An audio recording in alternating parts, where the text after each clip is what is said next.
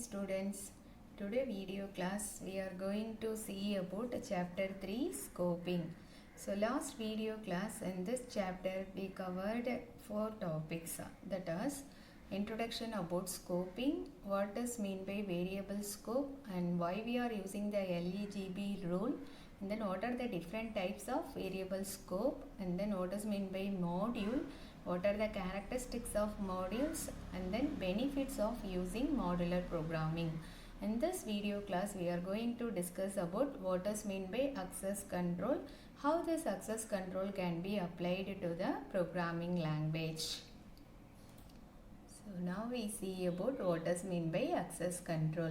So access control means you must give the permission to access the variables or data or any other resources used in your computing environment. So access control is mainly used for security purpose. Whether you want to protect your data, then you must use your access control. If for example in your bag your friends want to take some book, means they ask permission to take the book. So you only decide whether you want to give the permission or not.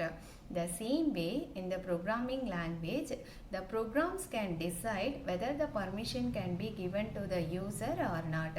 This access control mainly used for security purpose, to secure the data. Okay, now you can go and see the definition of this access control. Okay, so access control is security technique that regulates who or what can view or use resources in a computing environment. So now is it clear? No, the access control is used to give the security to the data as well as your resources in computing environment. In other words, access control is a selective restriction of access to data. So why you are giving the permission to restrict the people to access the data? Unwanted members don't correct the data unnecessarily. Okay, for that we are giving permission to access the data. So, in object-oriented programming language, it is implemented through access modifiers. So, how this access control method or technique can be applied in object-oriented programming language means by using the access modifiers. We already know what is mean by access modifier. We studied in 11th standard. Okay, so can you able to remember? Yes, okay. So example, now you can see the example C++, Java, these are all known as a object-oriented programming language. In this language, they are using 3 keywords, public, private and protected. So using these keywords, they give the permission to access the data. Next we see about how we can access the data by using these keywords. So we already know this 3 keywords, public, protected and private. Public members can be accessed throughout the program. So if you are declaring a variable or functions in public access specifier, you can able to access the data throughout the program anywhere. Okay. So protected members can be accessed within a class and their subclasses. Protected members can be accessed within a class and their subclasses. You know what is meant by subclasses? It comes under the inheritance concept. So protected members can be accessed within a class and the derived classes. And then private members of a class are accessed only within a class. So that is the difference between these 3 keywords. So now you can see the definition written here. Okay, so public members of a class are accessible from outside the class. That is, we can access anywhere from the program. And then protected members of a class are accessible from within the class and are also available to its subclasses. And then private members of a class are denied access from the outside. So what is the meaning of here? Denied access from the outside means it cannot be accessed outside of the class. It can be accessed only the inside within a class. So they can be handled only from within the class. So that is known as a private members. Now we see about what is mean by data encapsulation. This is also we already studied in 11th standard as So encapsulation means binding the data and the functions together is known as a encapsulation. The technique for binding data and the functions together is known as a encapsulation. Okay. So this encapsulation concept or technique, how it can be applied in object-oriented programming language means this can be applied by using the class data type. Okay, this is known as data encapsulation. Now you can see here this arrangement of private instance variables and public methods ensure the principle of data encapsulation. That is data encapsulation, we are binding private and public methods. That is encapsulation is used to bind data and functions. So variables means the data used inside of the class. And then methods means functions used in a class is known as methods. So binding data and functions together is known as data encapsulation. Now we see about in Python language how the data can be protected, how the access control can be given. Okay, in Python programming languages, all the members are considered as a public members. We can able to access the data outside of the class also. But in your Java and C++, here all the members is considered as a private members. Okay, now you can see this one, first point. All members in a Python class are public by default. By default, the members of a class can be treated as a public. Okay, so public means we can access the data anywhere from the program. So whereas by default in C++ and Java, they are private members.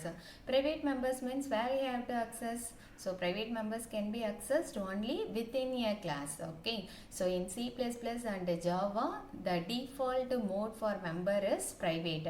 But in Python, the default mode of members is public. Okay. So any members can be accessed from outside the class environment in Python, which is not possible in C++ and Java. So can you able to understand the second point?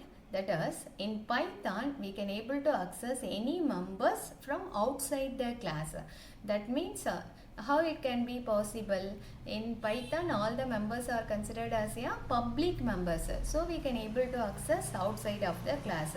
But this is not possible in C++ and Java. Why this is not possible in C++ and Java? Because in C++ and Java, all members are considered as a private members. So it is not possible in this. Okay, private members can be accessed within a class. Okay, next we see about third point. Python prescribes a convention of prefixing the name of the variable or method with a single or double underscore to emulate the behavior of protected and private access specifiers.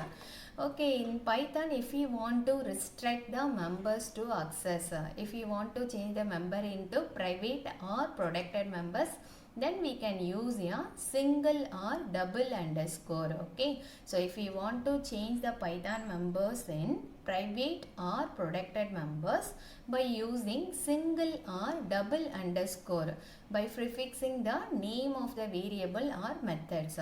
So by using this double underscore, we can change into private and protected members in Python. Okay, is it clear? So here you must remember the 2 points. In Python, all members are considered as a public members.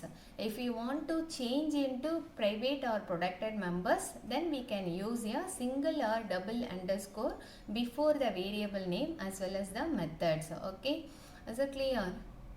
Okay. So that's all about the third chapter. Third chapter is completed. In this chapter, we covered all these topics. Okay, that is introduction about scoping, variable scope, LGB rule, types of variable scope, modules. Okay, this chapter is very important chapter. This is very easy to understand also. Okay, in this chapter we get nearly 5 marks in your public examination. So revise this chapter thoroughly. So yeah, you see this videos 2 or 3 times, we can able to find it easy to understand the concepts. Okay children. Now we are going to see the next chapter, chapter 4, algorithmic strategy. Before entering the content of this chapter, let's understand the meaning of the word algorithm and strategy. Now we see about what is meant by algorithm. An algorithm is a step-by-step procedure to solve the problem. So when you are going to write a algorithm, before developing a program, we are going to design an algorithm. How to solve the problem? The problem solving methods are explained in algorithm. So now you can see this definition about algorithm. It is a finite set of instruction to accomplish a particular task. So what is meant by finite set of instruction means it is not endless. That is, if you are writing a algorithm means some number of steps, the algorithm comes to an end. That is not to be endless. Okay, so that is known as a finite set. Next we see about what is meant by strategy. Strategy means to describe how a goal can be achieved by the resources. Here what is our goal? How to obtain the expected output by using our resources. So this is known as a strategy.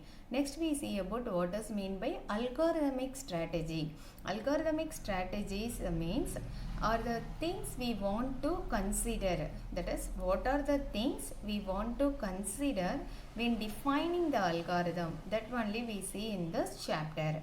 Okay, so the things included for designing a algorithmic strategy is characteristics of an algorithm, writing an algorithm, analysis of an algorithm, complexity of an algorithm, efficiency of an algorithm. If you have a problem, we also get different types of solutions. Among that solution, we select the best one. The same way, if you are writing algorithm for one problem means there are several algorithms for that problem. You have to choose which algorithm is most suitable for solving the problem. That is known as the efficiency of the algorithm. Okay. In the next video, we discuss about introduction to algorithmic strategies. In this topic, we cover the subtopics: characteristics of an algorithm, writing an algorithm, and analysis of an algorithm. So we discuss these topics in the next video. Okay.